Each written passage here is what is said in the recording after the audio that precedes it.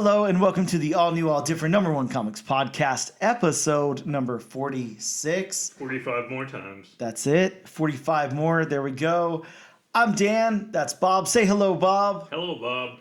We are a comic book podcast, and each and every episode we take a look at a brand new first issue comic book, break down the story and art, give it somewhat of a review, and let you know if we think that you should move on to issue number 2 or not.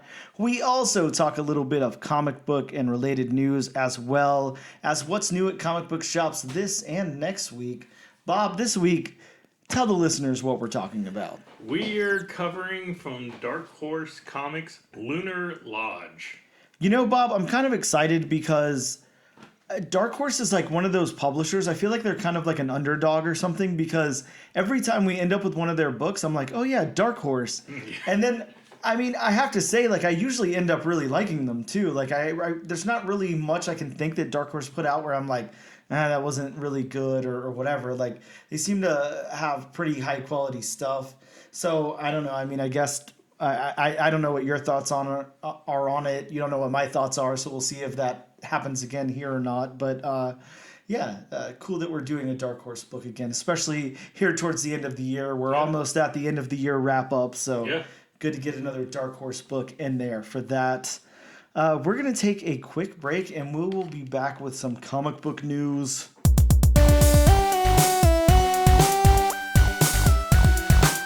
And we are back with episode number 46 of the all-new, all-different number one comics podcast. If you're drinking, that's only 2 times that I said episode number 46, so you got a lot more to go, but Bob's already... great drinking. Yeah, I was going to say, Bob's already drunk, so that's a given. Oh, yeah, fun stuff. Bob, let's talk some news. I don't know, there's not really news per se. I would say news is like a stretch, but that Rob Liefeld Captain America Heroes Reborn cover that I was telling you about a few episodes ago that we talked about some here. So that Heritage auction, ended, I guess, in between, the last episode and this episode, of course, but right. I can't overstate the fact how much this original art sold for. $132,000. So what were our guesses again? Oh, we were like so low. I mean, didn't we say like we didn't think it was going to climb over 20 or something like that? Oh, exactly. Yeah, I mean, I honestly, I want to say I think we landed on like 14 or something. I thought that we were very, very low. Yeah. 132. So that just, I mean, it's so weird because I will say this. I mean, Rob Liefeld has a reputation. Of course, we all know that. It's a thing, whatever. We're not going to downplay the fact that people make fun of Rob Liefeld's art, especially that cover. It's iconic for all the wrong reasons. It's definitely not a cover that people ever go to and say that's their favorite cover, their favorite depiction of Captain America or anything like that. For those of you who don't have time to Google it or whatever, it's a very insanely broad-chested Captain America. And when I say insanely broad-chested, I mean imagine a typical chest and then times that by 150. It's just imagine Captain America with the Hulk's chest. Yeah, but like a roided out Hulk too. Right. Like it's an intense chest. If you can imagine that. Yeah, if you can. Yeah, exactly. If you can imagine that. But yeah, it's iconic for other reasons, and I'm wondering who and why. Is it some like insane, super huge Rob Liefeld fan out there who just has to have it? Is it some really big Captain America fan who just collects original, Captain America art and had to grab it? Who picked this thing up? Hopefully it's not a Captain America fan, or else he should have his fan card taken away. Yeah, fan card revoked. Here we are, the fan police. But yeah, I'd love to know the story behind this. I hope that, at some point it comes out, but being like probably a private collector or whatever, we'll probably never know anything about this. But I just love to. I think that's so interesting and intriguing. So yes, that has sold for $132,000. Bob, the other news that I'm going to go into before my last piece of news, because again, there's just a very small amount here today. And Bob, as you know I'm going to stumble on these names here. We've got 3 names. I'll be able to say all the first names fine, all the last names not gonna make it. Okay. But we've got some Superman Legacy castings. I don't know if you saw these or not. I did. We've got Skylar Gisondo. I'll go with, I don't know, cast as Jimmy Olsen. And let me pull this up here because I'm not super familiar with any of these actors. Well, I mean, except for Lex Luthor. Okay, yeah. Well, he's like the dude that played Beast in the X-Men First Class stuff. Right. Yeah. Okay, but yeah, let's see, the Skylar Gisondo will be playing Jimmy Olsen, and Skylar had previously been in the series The Santa Clarita Diet, if you're familiar with that. I remember that being on Netflix. I never watched it. It looked like something. And he was also in Righteous Gems, if you've seen that. I've not seen either one of those, so I don't know. But it's saying here that that's good because he's capable of handling both comedy and serious at the same time. So I guess, that's probably good for Jimmy Olsen, sure. It surprises me because these people look so young, but then I'm like, wait, I'm like a 40-year-old guy, so I get it. We definitely don't need senior citizen Superman. Plus, I mean, if they want to. They want to try to do like the sure, MCU. yeah. And if the DCU actually goes that far and doesn't get rebooted for the 5th, 6th time. Bob, what are the chances? What are the chances here that we see a sequel to this Superman movie ever? Like, if you had to bet on it, what would the chances be? The chances of the Superman Legacy movie? Yeah, like having a sequel and these characters coming back or anything like that. I don't know, because as far as DC goes, low. Yeah, the track record. Yeah. Yeah, I agree. I'm sorry, guys. I don't think James Gunn is going to make that big of a difference. I just don't see it. But whatever. I could be wrong. Hopefully I'm wrong. Next up, Nicholas Hoult is what I'm going to go with as Lex Luthor. Yes. Lex Luthor. And Nicholas has, I don't know, he's been in things like a movie called The Great. Not anything I've ever heard of. Also, The Menu, which is a movie I've heard of, but I've not seen. So if you're noticing a trend here, here's things that I've not seen. But I mean, if you're a comic book movie fan, you're definitely familiar. Yeah, he played Beast. Yeah, he's most famous for playing Beast from the First Class movies. Yes. And now this last, I'm not even gonna lie here. This last character, I don't even know who the character is. I've never heard of her in my life. All I know is from the cartoons and some of the animated movies they're making, and actually, I mean, she's a character in the Superman volume that we're currently reading. Oh, okay. She's the female assistant who basically runs. What is it? Superman Incorporated? Oh, okay. Somehow I must have missed her name or something. Right. Weird. Yeah. So this is Sarah Sampano. I guess that's what I'll go with as Eve. Bob, now help me with Eve's last name. How do I pronounce that? Tessmacher. Tessmacher. Okay. As Eve Tessmacher. Again, not super familiar with the character. Sometimes I've seen her portrayed as having like a cybernetic arm. That looks like a regular human arm, but it has like weapons built into it. Oh, okay. Now this is saying that her role as Lex Luthor's assistant and sometimes girlfriend. So okay. I guess this is why I don't know much about the character. But yeah, wow. It doesn't say much about the actor, so I'm not sure what she's been in or what else she's done. From what I can gather, I think she's more like a model. Okay.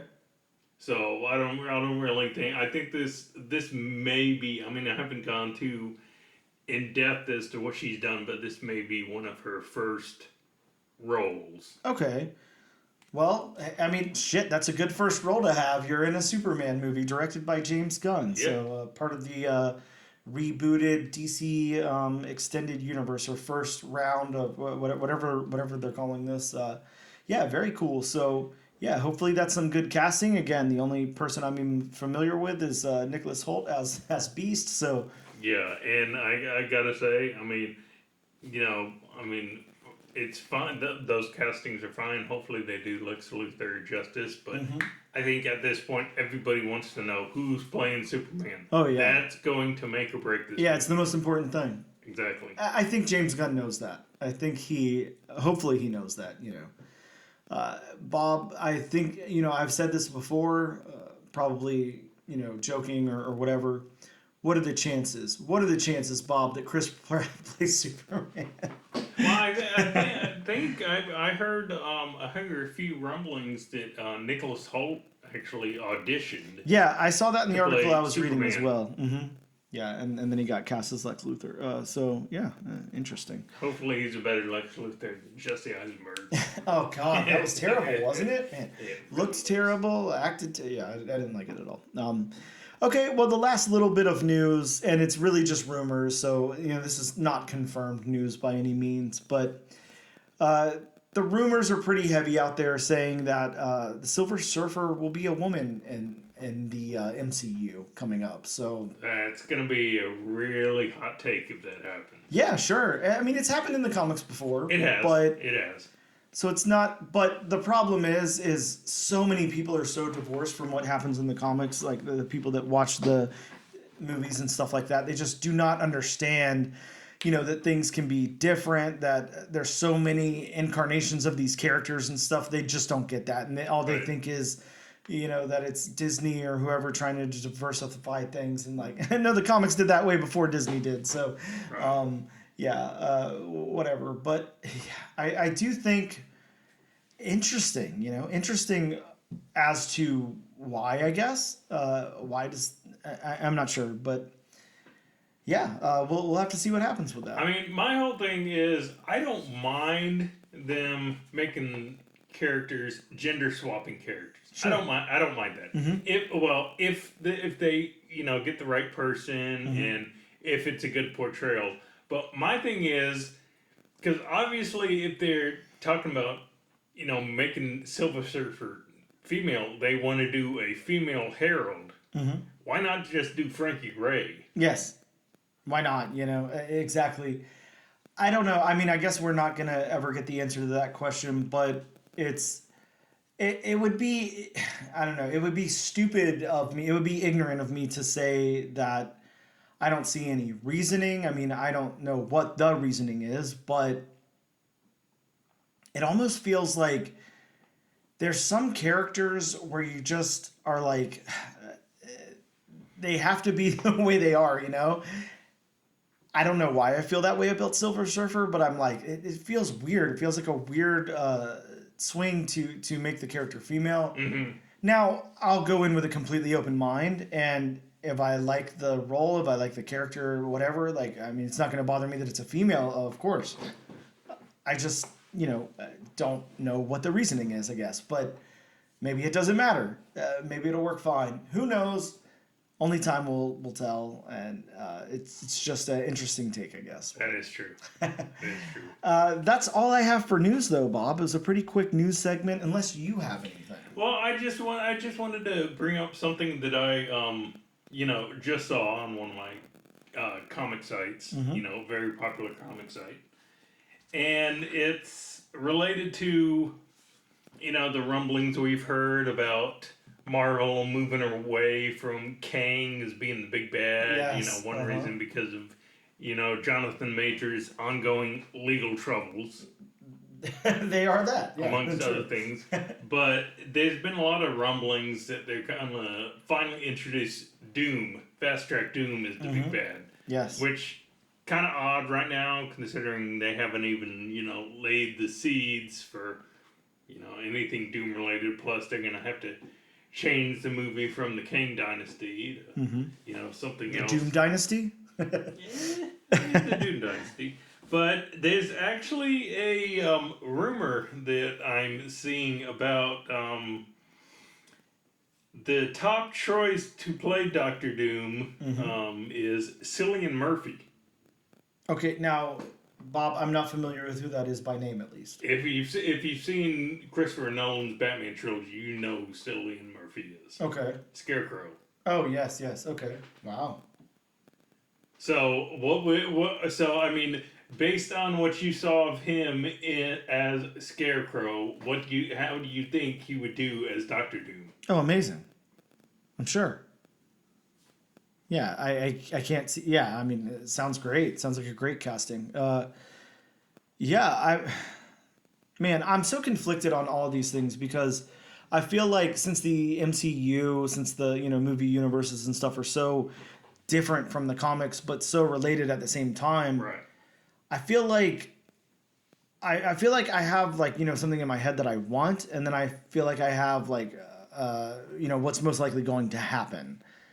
And I want, if they're going to use Doom as the next big bad, and they're going to do Doom instead of King and all of that, I would love if they moved Doom away from the Fantastic Four. Just make him a great. I mean, he can go up against anybody in the Marvel universe. Doesn't need to be the Fantastic Four. But they're so intertwined together. I would love to see them apart. I would love to see him. Yeah. So instead of just being a Fantastic Four villain, yes, have him just show up and say, the rumored Thor 5 movie. Yeah, exactly. Yeah, let's do that kind of thing. I'd love something like that. I almost get the same. I remember watching all the original X-Men movies, of course, and all of that, and then the First Class stuff and everything too. But I always feel that way about Magneto. I love Magneto, and X-Men is one of my favorite series of all time. So of course I love Magneto with the X-Men, but he's such a cool villain, and he's just so intricate and everything, and he has this cool stuff about him, and he's got this personality and everything, and I'm like, I want to see him up against some other heroes besides just the X-Men. I'd love to see him I don't know, fight Spider-Man or something for a minute. I'd love to see that. That's the kind of stuff I always thought when I was a kid before all these movies and stuff came out, I'd love to see this and this, and every now and again you get a little bit of crossover, but usually they stay in their respective books or whatever. But Magneto versus the Guardians of the Galaxy. Hey, I take it. Sounds great. I love it. But yeah, I'd love to see something like that. But I could see that. Yeah, would be cool. Either way, that's all the news we got for you. Yeah, but there was some slow. news, so I guess you can't say there was none. Yeah. last week just stole everything. Yeah, sure. I'm sure moving forward we're going to be getting a lot of news, but yeah, for right now there's not much out there. Hopefully we'll be getting some more of these, casting news. Hopefully in the near future we'll be getting who is playing Superman and some of these other characters. I mean, Brainiac is rumored for the Superman Legacy movie. Yes. So it'll be interesting to see who they would think about getting to play him. Yeah, and announcements and all of that. We're looking forward to all that. So whenever that news hits, we'll be here to talk about it. But for now, that's all we got. We're gonna take a quick break, and we'll come back in a moment to talk about some new comics that dropped in shops this week.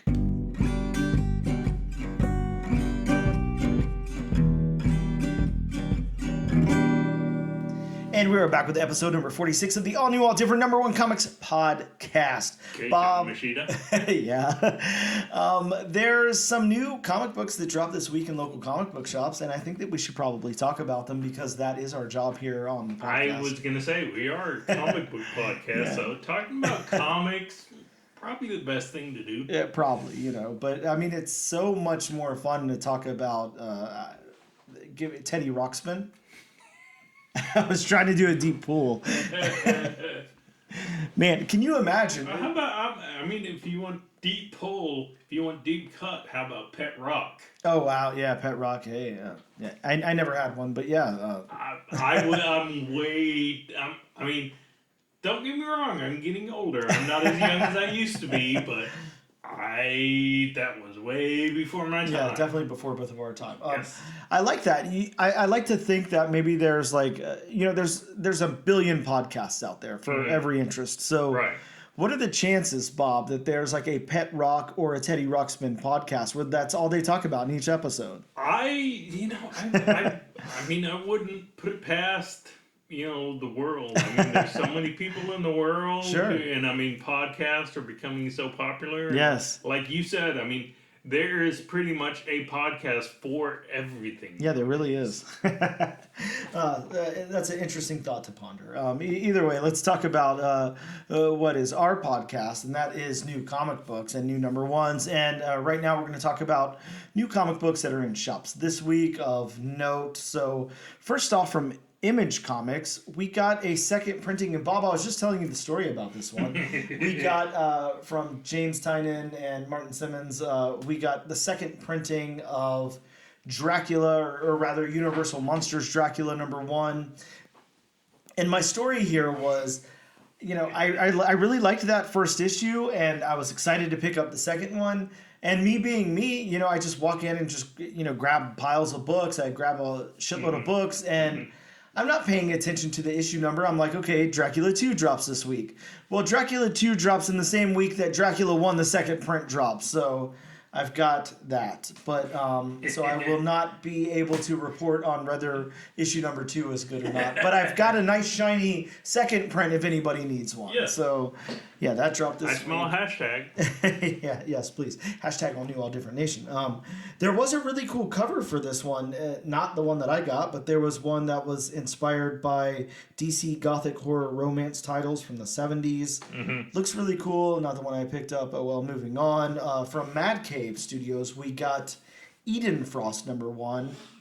This one tells the story of, after losing their parents, teenage siblings Alex and Yuli, I guess is the name, use the mystical power of a golem to survive the chaos of the Russian Civil War. That sounds so interesting. Interesting and cool. I just hope it's not that, like, you know what that, like, regular golem looks like with the weird, like, hair, like the triangle hair? I wonder if this one's got that hair. Well, this is Russian, so probably not, huh? No, probably. That's like some other kind of golem. Yeah, interesting. From Dark Horse, much like the book we're covering today, Lunar Lodge, we got a new #1 called Mortal Terror. This one's about vampires living in underground London trying to keep the undead city safe from the rumored mortals above who seek to give them life only to kill them. Bob, that would suck, wouldn't it? Like they want to keep you alive so they can kill you. Right. Yeah. Kind of has some parallels with. Well, anyways, we won't get political, but it's kind of like the food industry. Yeah, exactly. Yeah, exactly. It's like all that factory farming that's going on. Yeah, interesting. How about Distillery, Bob? Our newest publisher on the list. They've only like 3 titles so far. Yeah. I remember Jock did Gone, and then there was one before that, but I can't remember that one. But this one is Somna. I'm going to say is the title here.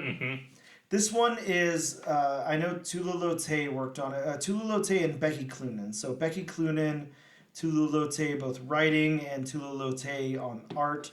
So it's at the very least gonna look and read amazing, right? Because it's gonna be a very pretty, well-read book. Yeah, I mean they're both so good at what they do, and I mean remember Barnstormers. I really didn't love the story, but the art in it was amazing. I mean, Tula Lote is great at art, amazing. This one is set during the time of the witch hunts in the 1600s, and the series follows one woman's descent into a erotic escape from the confines of her,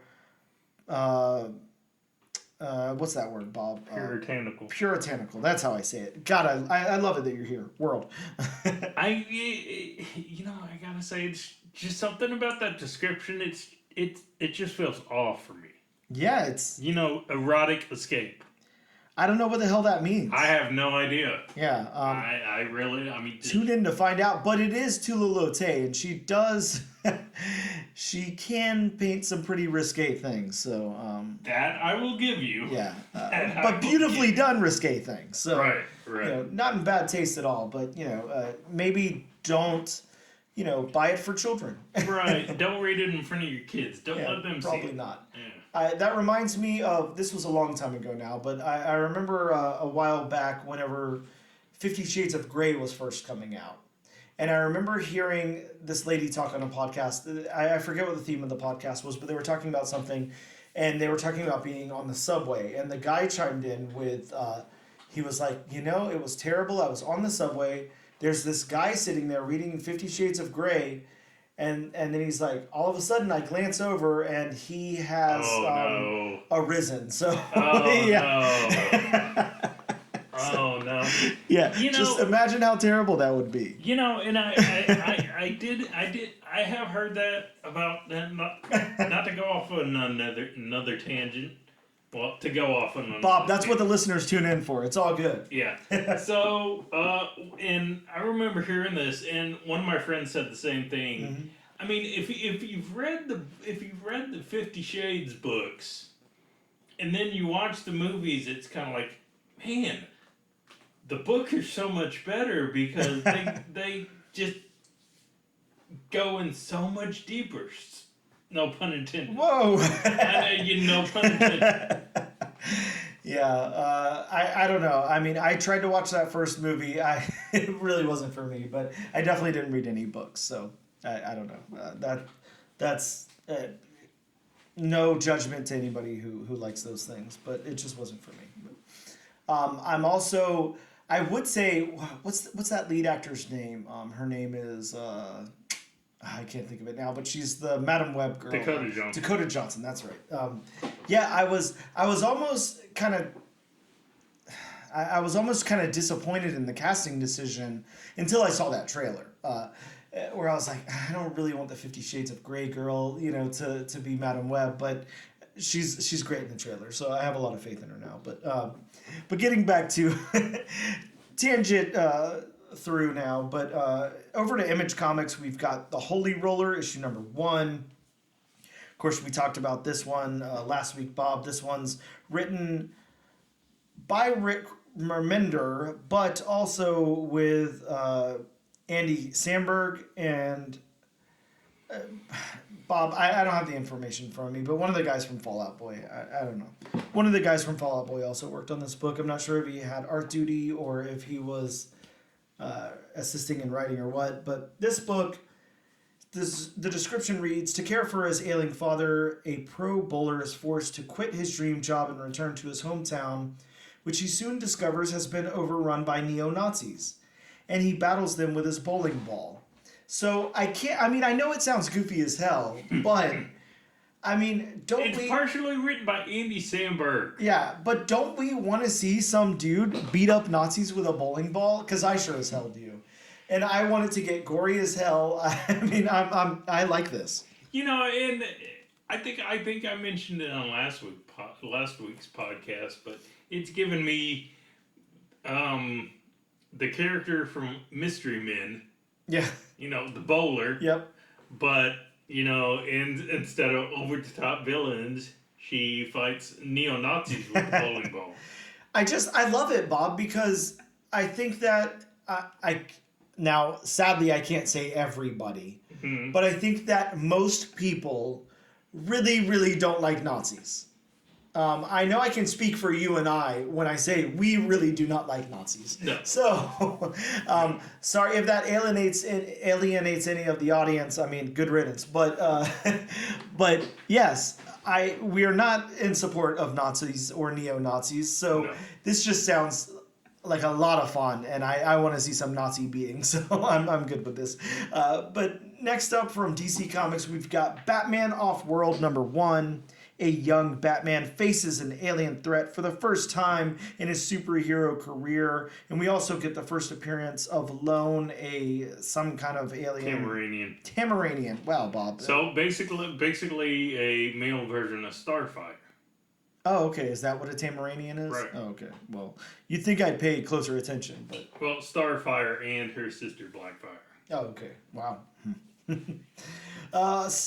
Staying with DC, we've got Superman, issue number 8, the conclusion of the chained conflict. So that's going to conclude here, and I guess issue 9 will go into a different story. Also from DC, we've got Titans Beast World Evolution 1, reprinted Beast Boy origin stories from Teen Titans 5, Tales of the New Teen Titans 3, and Action Comics 1051. It's a character I'm not too familiar with. Yeah, Beast Boy. From Marvel Comics, a new #1, Carnage, issue #1, the premiere issue of a new ongoing series to lay the groundwork for the next Venom epic. Can't wait, Bob. We also get Daredevil Black Armor #1, a 4-issue limited series by DG, someone who introduced the black armor suit in Daredevil 321 back in 1993. I think I've seen the black armor suit. Of course, I never read the issue that it was introduced in. Sure. Bob, I'd love to pull out this book, but I'd have to get down to my Marvel stack. I was gonna say. Oh, okay. So I grabbed the Howard the Duck cover. So that's the one I ended up with. But yeah, I was excited about that. And speaking of, I also picked up another copy of Spider-Man #1. Oh, wow. But it was the gold cover, so I had to. Nice. Don't ask me why, but we do things here, so whatever. We also got Incredible Hulk #6. Now, Bob, this is one that I picked up a few copies of. I also picked up the Incentive because it's got the first appearance of a Spirit of Vengeance from a century ago. I don't know. I really love the Ghost Rider stuff. I really love the introduction of the new Ghost Riders and Spirit of Vengeance and all that. So I don't know. I thought this would be a good long-term hold. So grabbed a few A covers, grabbed a B cover, grabbed the Incentive. That's what I did. And then next week when the second printing comes out, he's not going to know. Oh, God. Yeah, I'll end up with the second printing of the first issue. Yeah, it'll happen again. The cycle will repeat itself. Also from Marvel, we got Marvel Superhero Secret Wars Battle World #1. Tom DeFalco returns to the 1984 Secret Wars series to tell an untold story set in this time frame. What could have happened, Bob, that we didn't know about before back in 1984? I guess we'll have to read. Why is Spider-Man suit alive? Oh, God. And rounding us off, we have X-Men 141, a facsimile reprinting of X-Men 141.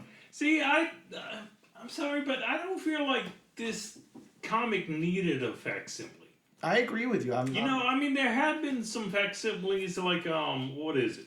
Omega Men #3. Yep. This comic. I know there's been a couple of others. But I can see making the facsimile if, nobody's going to be able to get, like facsimile Fantastic Four #1 or X-Men #1. A comic nobody's going to be able to touch. Yeah, something really unobtainable. But, I have to say, especially, Omega Man #3, it's not dirt cheap, but, it's not like it's way out of league. And, I know for a fact X-Men #141, because I've had a few of them, I know for a fact even now it's not unattainable by any means.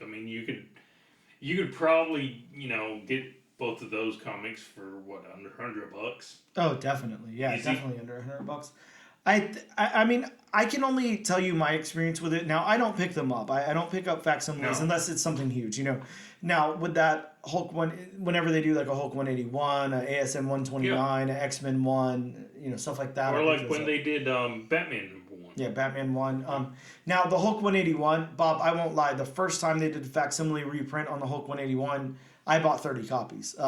But when I was doing my live sales, I was selling those for $15 a piece where I paid $2.99 for them, because I got them at a discount. So there was a lot of profit in that for me.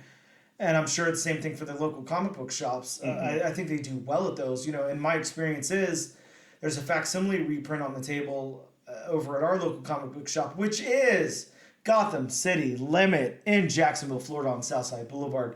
Guys, if you are looking for a facsimile reprint of Uncanny X-Men 141 or any other comic book for that matter, go hit up Ben, go hit up Jonathan, go hit up Ian, go hit up Pacer the Shop Dog. They will get you what you are looking for sure, over at Gotham City Limit in Jacksonville, Florida. And they're not just a comic shop. No, they're more than a comic book shop. They also have male lingerie and they've got.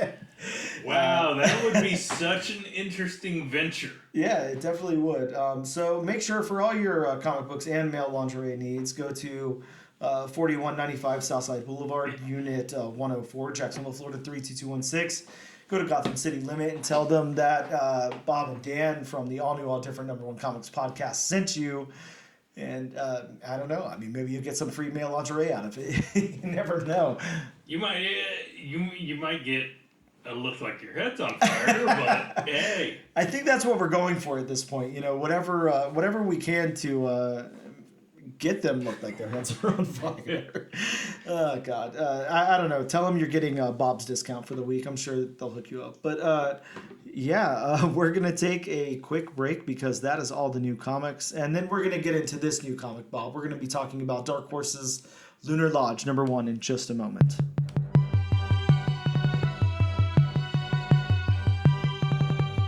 And we are back with episode number 46 of the All New, All Different #1 Comics podcast. Bob, it is time to talk about Lunar Lodge issue #1. That is why everybody's here. That's why you guys have tuned in to hear about Lunar Lodge #1. Or, I mean, maybe you were just browsing comic Maybe you book wanted to hear about podcast. the male lingerie. You wanted to hear about male lingerie.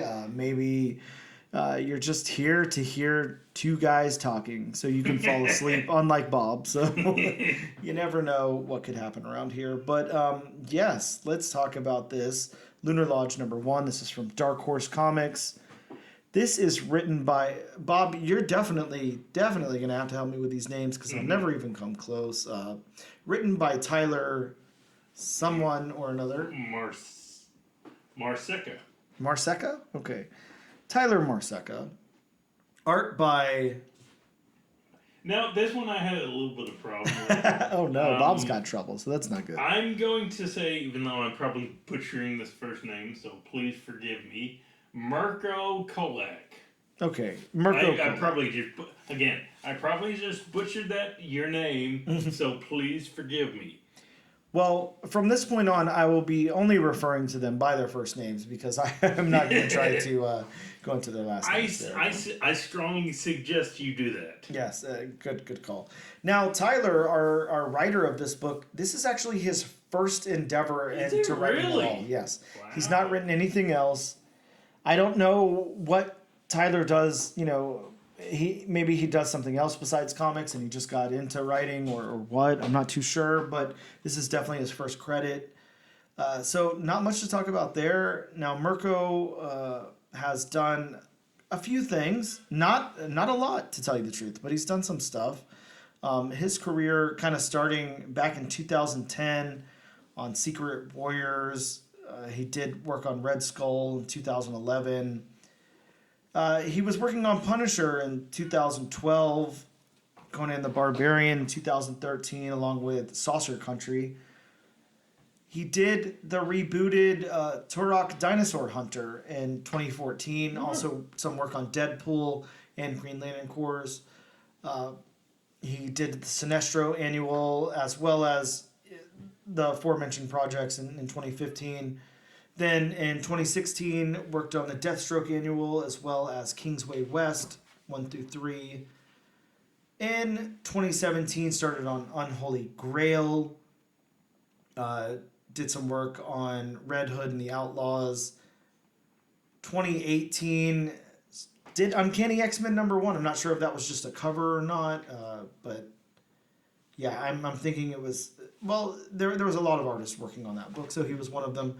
Also, the Brothers Drakel, if you remember that, he did that whole series. So he's definitely got some credits to his name. In 2019, was working on Red Sonja. In 2021, did King in Black along with Red Sonja. Looks like he took a little break until about this year, where he started working on doing some incentive work over at DC. Doing some Spawn covers and then doing this book Lunar Lodge. So yeah, kind of all over the place. But kind of a varied body of work. Yeah, very, very varied. Yes, absolutely. So, Say that 5 times fast. there's no way I can even say 5 times fast, 5 times fast. So we'll see what happens. But Bob, let's go over the synopsis from Dark Horse Comics. It says, marriage ain't easy, especially when your spouse is hiding a monstrous secret. Just ask Rob Moreland, who knows things aren't great lately with his wife Fiona, but is hoping to fix that. Until the Lunar Lodge calls him to confirm her stay, Rob decides to shadow his wife to the hotel, but what he finds reveals even more horror than he thought. Rob will soon discover there's much more to the Lunar Lodge and to his wife than meets the eye. So that is the synopsis there. Bob, of course, in normal fashion, my synopsis is much longer than that one. I'm going to go over it really quick before we break this thing down. Mm. Lunar Lodge opens with a room full of carnage, with disemboweled people and body parts in a chaotic, bloody mess, and a woman wakes up in the center of all of it. She gets up and finds a man still alive and cries, but seemingly attacks him and lets out a ow. Flash over to a vet giving dogs shots. He's then bitten by one, and when he goes home, he receives a call from a hotel confirming his wife's reservation, but finds out it's from a different hotel than what she's told him. When she falls asleep later that night, he enables tracking on her phone and then follows her to the Lunar Lodge. He tries to book a room, but they are full and he's escorted out. Then in another scene, the cops find an abandoned van on the road. The driver was out in the woods going to the bathroom, and the cop sends him on his way. Back to the vet, not the vet office, sorry, the vet, because I didn't have his name, which is apparently Rob by this synopsis. But back to Rob. He's having drinks at a tavern and meets a man who used to work at the lodge. The woman from the opening of the book speaks to Rob, and then he leaves. She then gets a call from the driver of the van to ensure everything is, quote, wired and primed exactly as she instructed. Over to the lodge, Rob finds a key card to a room and begins opening doors, and then the final panel is him finding his wife. So that's my synopsis. We have a lot to talk about here, Bob. There's a lot to unpack. I'm going to try to keep it as brief as possible, but I don't even know how we're going to do that here. So now we're going to break this thing down like we normally do, of course. But I feel like there's more to talk about than just the story and art on this because this is just a mystery to me. This is a crazy book. It's a very crazy book. Yeah, and this one, I mean, I say this a lot, but this one absolutely, I read this book 3 times. I did not get it at first. I was very confused. Actually, just reading that synopsis now kind of helped me after reading it 3 times. So I feel like all the pieces are there. The art, I really like the art, and I really like the storytelling. I feel like the two were a little disconnected. Right. That's probably the only critique I'm going to give it because I do like this a lot. But let's go into the story beats. I truly feel like the story beats work well here. Again, the communication's a little weird from art to story, but... Well, the biggest thing as far as the story beats are just, and correct me if I'm wrong, but that first part where we see the inside of the hotel room with all the gore and all that, and then it just seems to cut to the vet office with no segue or anything. So I read that part and I was just left wondering, when did this take place compared to when Rob's at the vet office? I mean, is it the same day? Is it the past? Is it in the future? Well, it kind of does that through the book. I feel like that's part of the disconnect, because I felt the same way about the cops finding the van and everything. I was like, what is this? Like, when is this? Where is this? Right. I almost felt like the driver was a little too similar looking to, I don't know, a couple of other people in the book, to where I was like, oh, is this a character I'm supposed to know? Okay, never mind. He's a new character. Yeah, a little confusing here and there, but Right. I, the beats work once you understand what's going on. The beats do work. I do like them. It just plays more like a movie or something than a comic. If that makes any sense, like the empty space in here would work fine, like in a movie. It does. It's kind of like last week's book that we covered.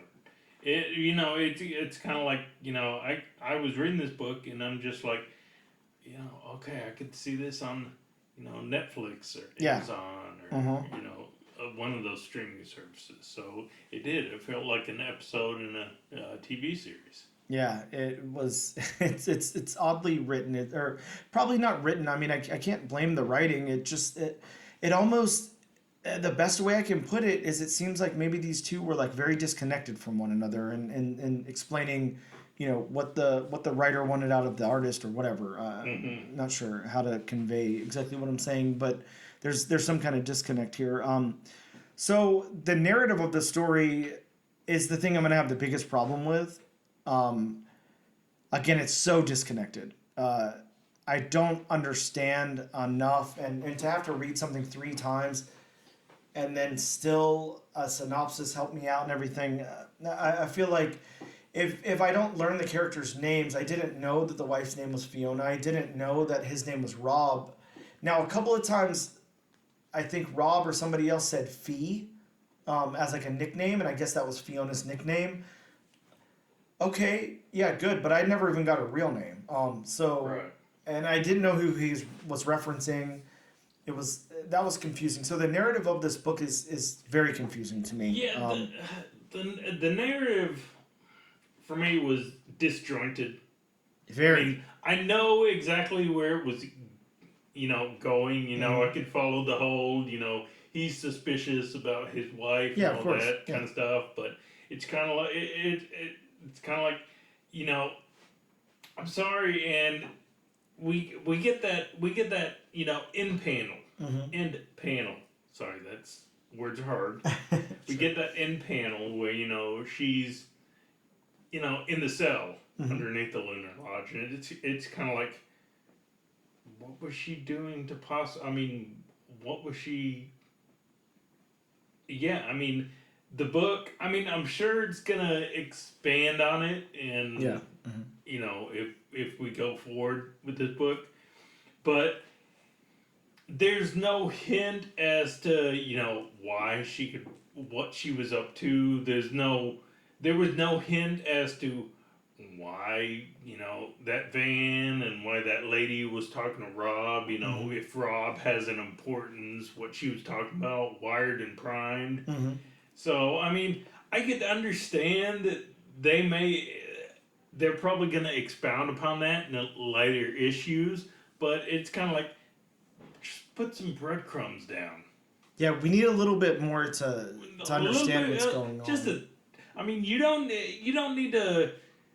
You don't need to explain everything in one issue. I mean, if you did, then there'd be no need to go forward on, and every comic would be a one shot. Yep. But at least put a little bit of breadcrumbs down to where the reader, gets satiated enough to where it's like, oh, I want more. I want to see what happens. Yeah, and I like that you point that out, because I would like to say, and nothing against this creative team. I do think this is done well. Aside from those few problems that we're having, but take some great storytellers, even like in the indie world. Somebody like you have it open to an ad for Tyler Crook's The Lonesome Hunters. I mean, think of something like that. I mean, that is put together so well. It's communicated to the reader so well what's going on.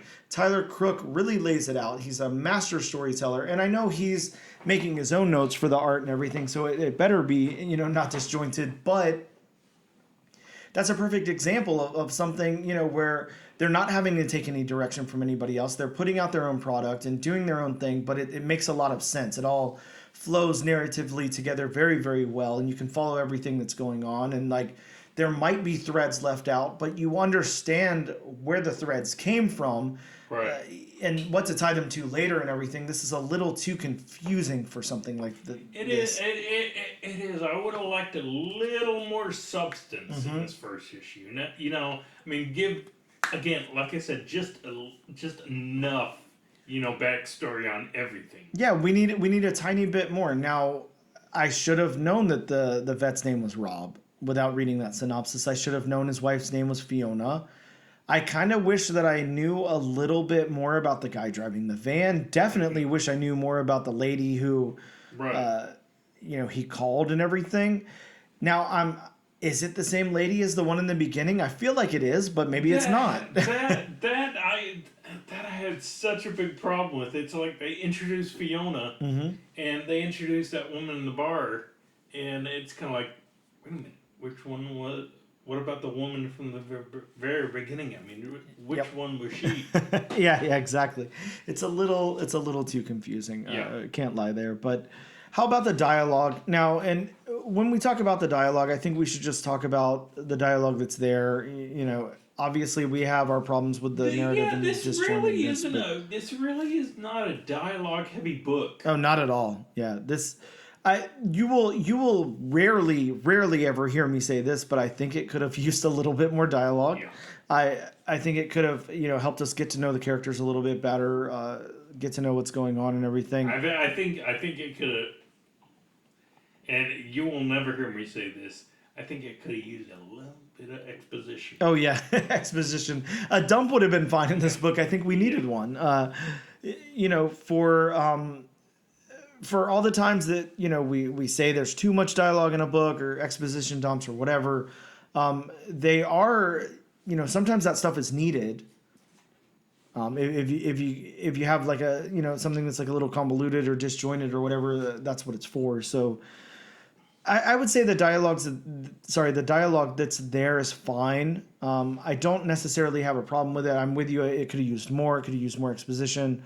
I'm still having a problem with things like character names. So there should have been some more of that. I mean, we've got the friend. Here's a good example I could say with the dialogue, in my opinion.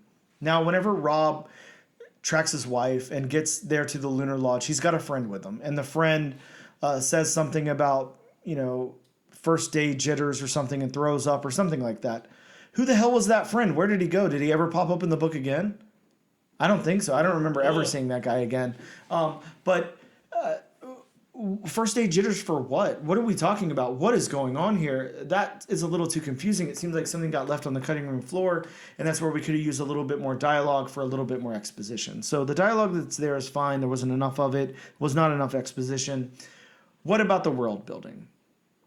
Did they at least pull it off in the world building here? I mean, I thought the world building was fine. Yeah, I like the world building. A little bit too. of locations they did. Yeah. Yeah, and they're I don't know, they're verbally sorry, not verbally.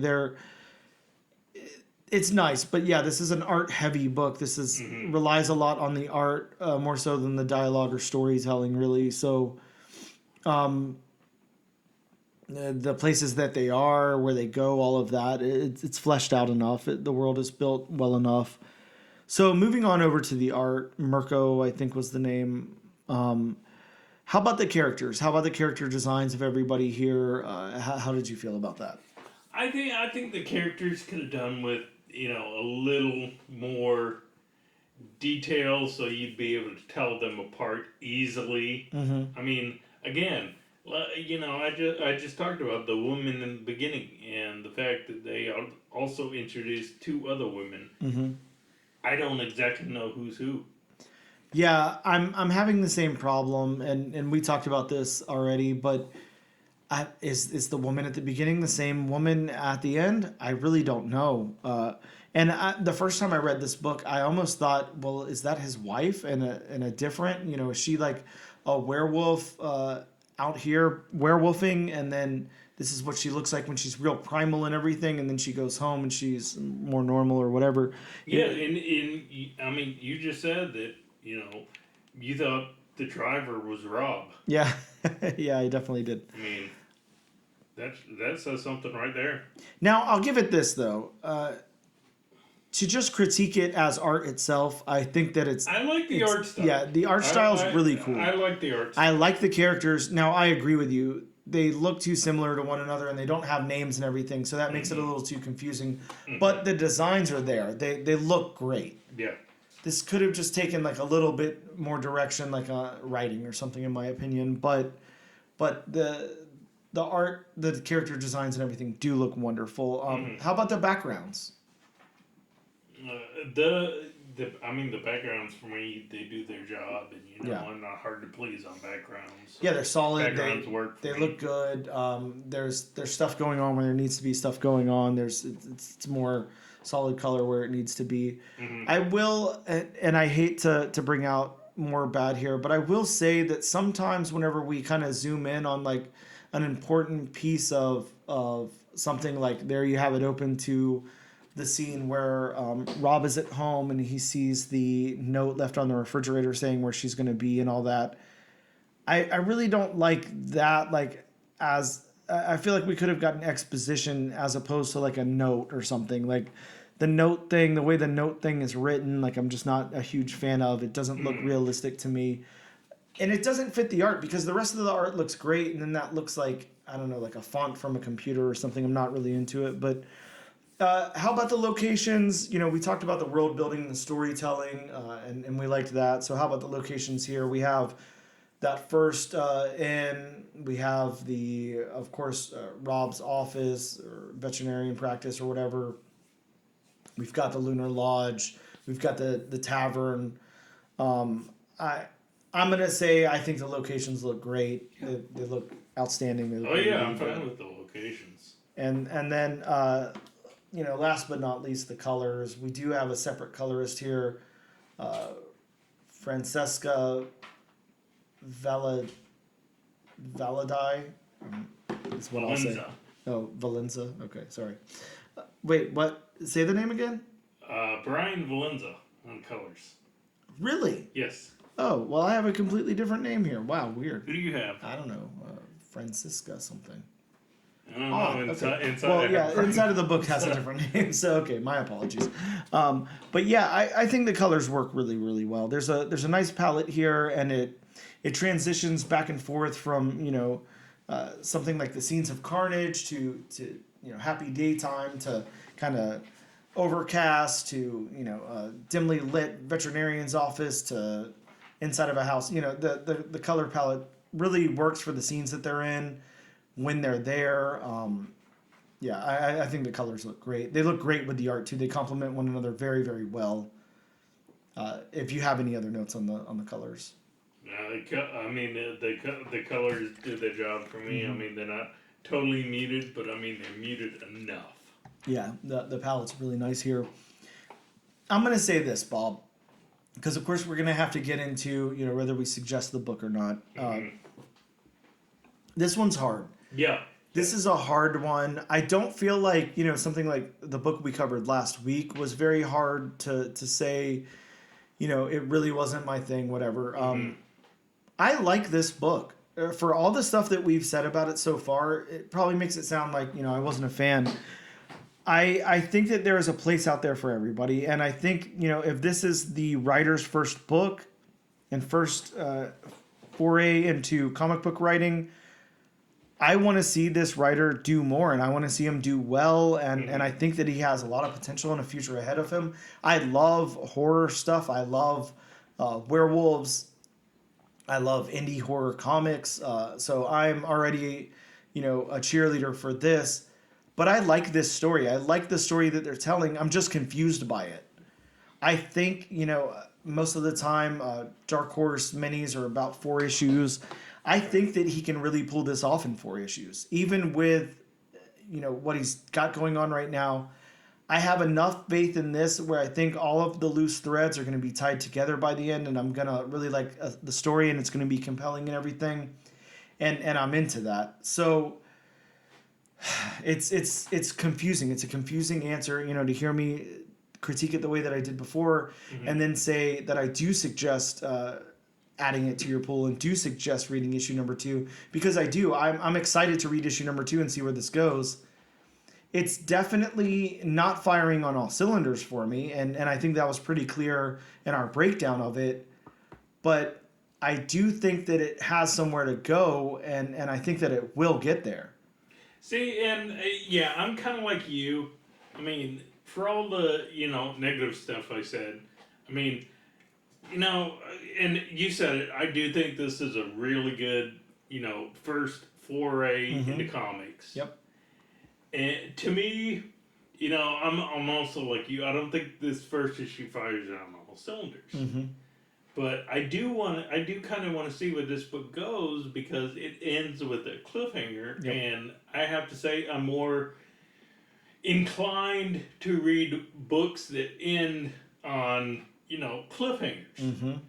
And to me, I mean, we already reviewed a book like this that wasn't firing on all cylinders. I mean, when we reviewed Sirens of the City earlier in the year, I mean, you basically said the same. We basically said the same thing about the first issue. Yes. And I don't know if you have in particular, but I, continued on with that series, and I am highly impressed on how it went from the first issue to where it just, did too much in the first issue, focused on, much more than it should have, to how it focused itself on, on maybe a small space, and just how well it's come along. So I am going to recommend, the second issue. Now, that being said, if the second issue just seems,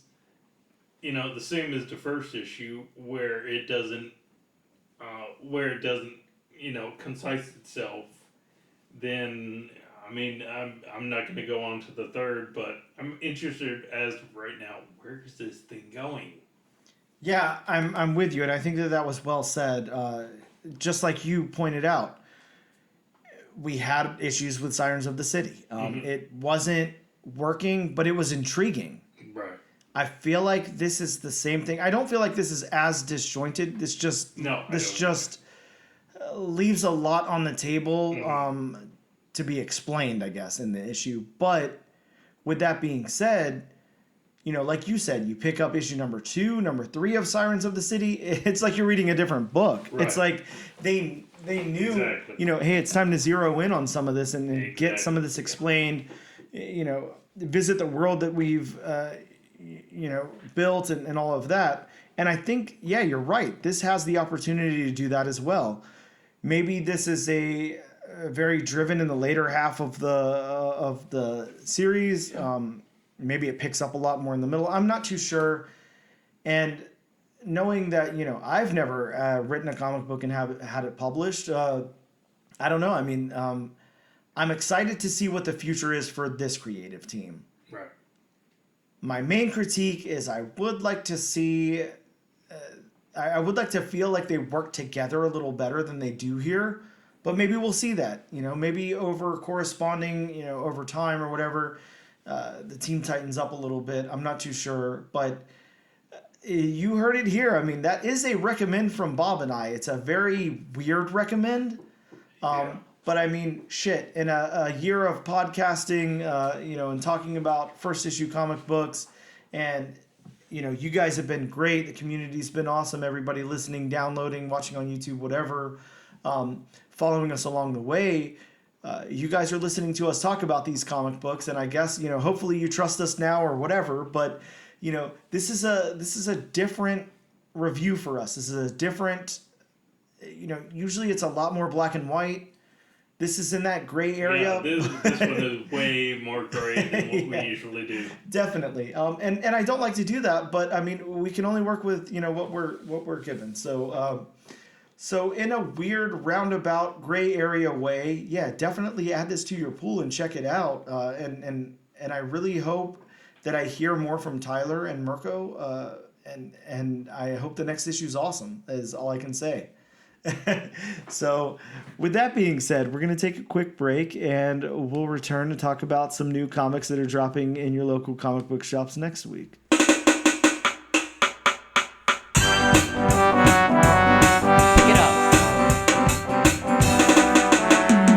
And we are back with episode number 46 of the all new, all different number one comics podcast. Bob, let's talk about some new comic books that are coming out next week in local comic book shops. Let's do that. But first, as always, Yes. it's now disclaimer time. It's now disclaimer time with Bob. Man, you really make it sound like Pee-wee's Players. Just like I always say, I mean, this list is just a few of the comics that are hopefully in quotations, Yes. coming out this week and don't have a 2-week delay. You know, we still haven't even got Nadia and the Nanobots. I know. Which, that was like a month ago we were going Yeah. to cover that book? Yeah, Man. for the most part.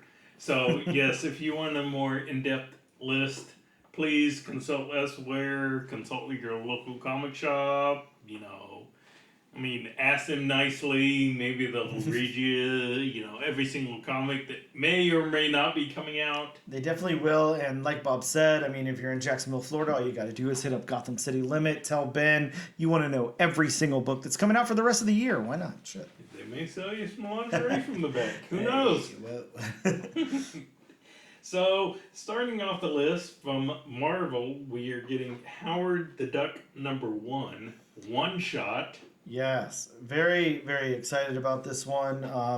It's a 50th anniversary for Howard the Duck. So Howard the Duck is 10 years older than me, Bob, but it's also got the first appearance of Peeper, an all-seeing cosmic entity. So basically, is that like the Watcher adjacent? I guess because so. technically, isn't that the Watcher? Yeah, just doesn't have the same name, kind of. That's true. From Image Comics, we're getting Crave #1. Bob, I was just telling you how excited I am about this book. Mm-hmm. I don't have the synopsis for it in front of me, but I do want to pull that up really quick because I just want to tell everybody out there how cool this book is and how excited I am about it. So Crave is first off, it's by, Maria Lovett, I think is her name. It's a mysterious app that promises to make your desires come true, and it spreads among the students of an elite university who use it as a hookup app. David, a top student, engages in a game of seduction with the unobtainable Alexandria. But as requests to the app escalate and wreak havoc on campus, David and his friends' only chance to stop this spiral is to find out what really lies behind Crave. And the synopsis doesn't make it sound as cool as, like, I'm telling you, look up some previews or whatever you can for this book. It sounds insane. This book sounds crazy. So I'm pretty stoked about it. From Scout Comics, we have Vectors #1. Speaking of books that may or may not come out, Yes. Vectors #1 looks like a space book. I don't know. Could be cool. We'll find out. Going back to Marvel, we have Luke Cage Gang War #1. Yeah, we're getting the Gang War. The Gang War is happening. Luke Cage is part of it. It's a 4-issue tie-in. Yeah. Is he still mayor? Yeah, I think so, right? Sticking with Marvel, we have X-Men Blue Origins #1. This one's got the origin of Nightcrawler in it, so that could be a lot of fun. So will they all be one-shots? I'm not too sure if they're going to be one-shots or not. We have speaking of Gang War, Amazing Spider-Man Gang War First Strike #1. Yeah, this one's a tie-in, and it's a one-shot. Yes. We have Titans Beast World #1. Yeah, speaking of events, this is DC's event going on right now. This is about humanity surviving an all-powerful heroes and villains transformed into ferocious beasts. Can humanity survive those things? So I guess the power that enables Beast Boy is broken out into the rest of the universe, and we'll see. So I don't to stop this list for a second because this book just reminded me of something. I don't know if you saw the movie that came out a few years back. What was it? Was it Batman versus the Teenage Mutant Ninja Turtles? It was an animated movie. I did not see that. Came out a few years ago. But I do remember that movie. There was a plot point where, some of or the villains in Arkham Asylum were turned into animals. Oh, wow. Joker was turned into King Cobra. Harley Quinn was turned into a hyena. Of course, Penguin was turned into a penguin. Yes. I can't remember exactly what else, but just reading the synopsis for that book, it just reminded me of that. Huh. I just had to express that. Interesting. We're getting Penguin number 4. Yeah, Bob, I haven't been following the Penguin. I bought the first issue, I didn't read it, and I probably won't read this. But yeah, this has the first appearance or reintroduction of Lisa St. Clair, a femme fatale from Cobblepot's past. And a character named Lisa St. Clair was featured in a arc of Young Love issues 68 through 78. Yeah, so, because, everybody remembers reading that. Absolutely. Who didn't read Young Love? We have Doom Patrol number 99, a facsimile cover. Speaking of facsimiles, yeah, this is a reprint of Doom Patrol 99, the first appearance of Beast Boy. So a very timely book for the event happening now. And of course, we had Uncanny X-Men number 141 facsimile come out this past week. Yep. Now we have the facsimile of Uncanny X-Men number 142. That's right. Get your own copy because, as we all know, in that issue, everybody died. And that was the end of the X-Men, and we didn't get any more issues after that one. So, if any, facsimile to pick up, you definitely want the one where all the X-Men are killed, they never come back again. So definitely pick that one up. We did get giant-sized X-Men because of it. Yeah, true. So, maybe there was a reason. We have Batman 89 Echoes number 1. Yeah, what's going on with this, Bob? We're getting Batman 89 spin-off. This is written by Sam Hamm, the screenwriter of the 1989 Batman film. Could be cool. Yeah. And finally, we have Power Girl number 3. And this one's got a possible first appearance of Symbio. My favorite possible first appearance. Possible first appearance reintroduction. It's either a reintroduction. It's one or the other, damn it. Or it's not a reintroduction. It's either a first appearance or it's not a first appearance. Now, I will give the Power Girl book this. This one is worth it for the cover alone. That is a damn cool cover. It is. It's got Power Girl with this lion on top of her, and half of his face is missing. It's a cool cover. It is a cool Very cover. nicely done. So I will be picking up that one. I doubt if I'll ever read it. Will I'll you be definitely picking up 50 issues of it? Oh, God. No, just the one, but It might be a possible first appearance. Well, Symbio is getting their own franchise soon, so it might be worth a pickup.